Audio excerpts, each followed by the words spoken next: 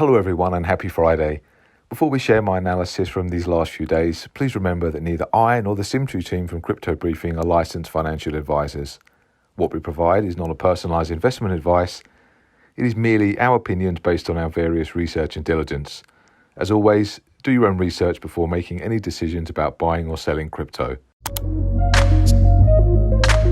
So now I'm going to get to the key technicals for Bitcoin. So for me, 40,000, it's all about that level at the moment. If we start to hold down there without a meaningful bid tone, then I think we could start to test some decent levels. Getting underneath probably 36K would really be the first area where I'm going to get hopeful that we can see 30K soon and then try to buy into that if it looks correct.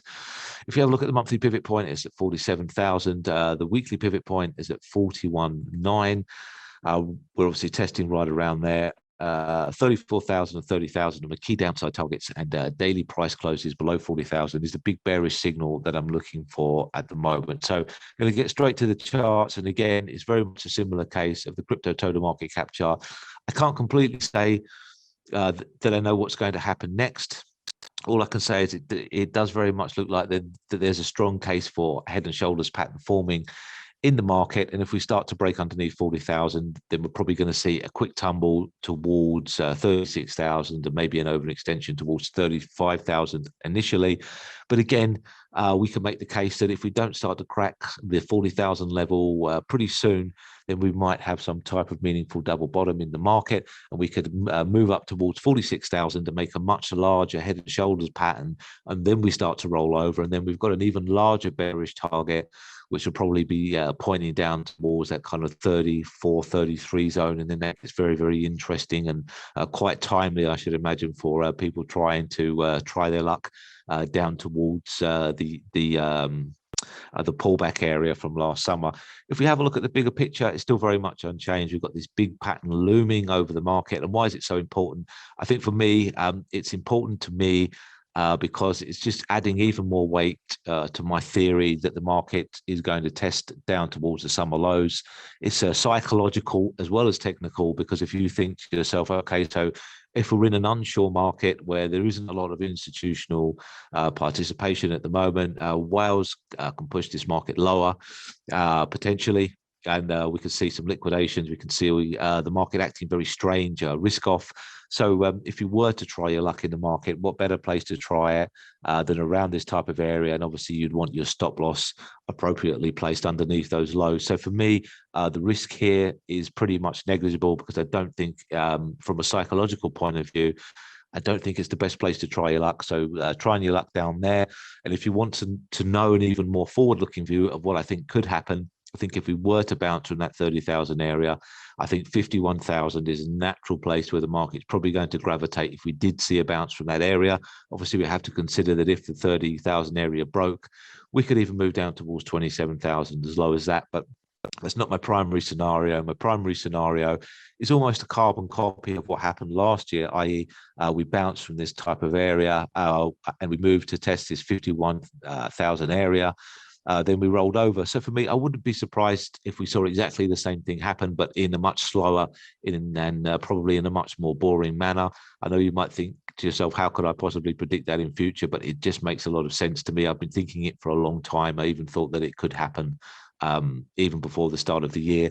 And maybe if we didn't get a big sell-off from 51,000, maybe we'll move towards the top of the range. Again, market psychology. If we can't break the bottom of the range, then we head towards the top of the range. But do bear in mind, we probably need some type of significant bullish catalyst in order for us to get towards the top of the range.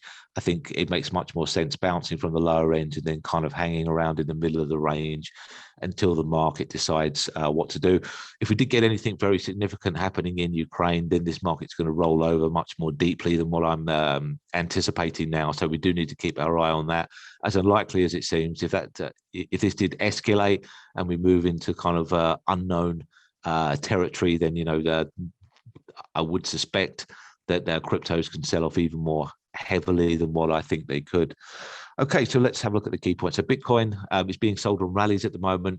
That's very apparent. So we've got a bearish bias. It's hard to ignore the current price action. A drop below 40,000, it could cause us a significant decline as well if we had bearish news to accompany that.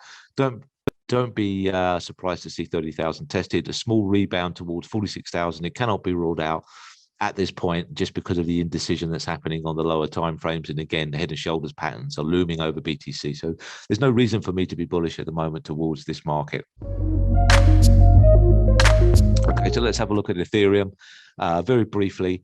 And it's very much the same story in that I was expecting Ethereum to move towards 36,000. That hasn't happened yet.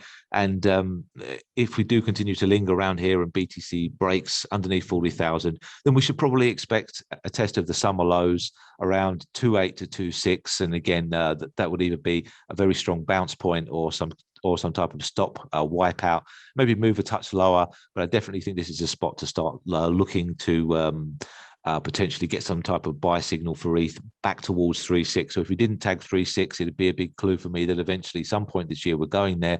So maybe a play down towards here and then a drift back up there. That makes a lot more sense to me. Again, it's the same story with this head and shoulders pattern. So you can make a very vague case at the moment that this is a head and shoulders pattern starting to form in the market. And if we roll over underneath here, then yep, the size of the pattern is indicating a move towards 2,600. But again, similar to Bitcoin, if we were to form some type of double bottom and move up above here, then maybe we can start to terminate this head and finally form a much larger pattern around 3.6 and get the big technical test and hopefully a big failure up there for a sell signal and move down, and then we can get a much more attractive entry down at some lower levels for Ethereum.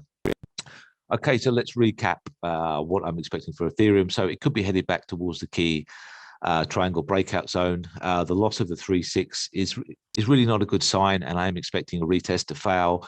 If and when that happens, if we don't move towards that area soon, then the risk would be a move towards 2.6 and even under, and that could be a major buying opportunity. Personally, I favor selling rally still towards 3.6, and I think very simply, ETH is going to follow what the broader market says, no matter what the positive dynamics are behind the fundamentals at the moment. You can just see by the other way, cryptos that have had positive news, such as Cardano and Dogecoin, how they've sold off recently. So I suspect the same thing would just happen to Ethereum in this type of market conditions.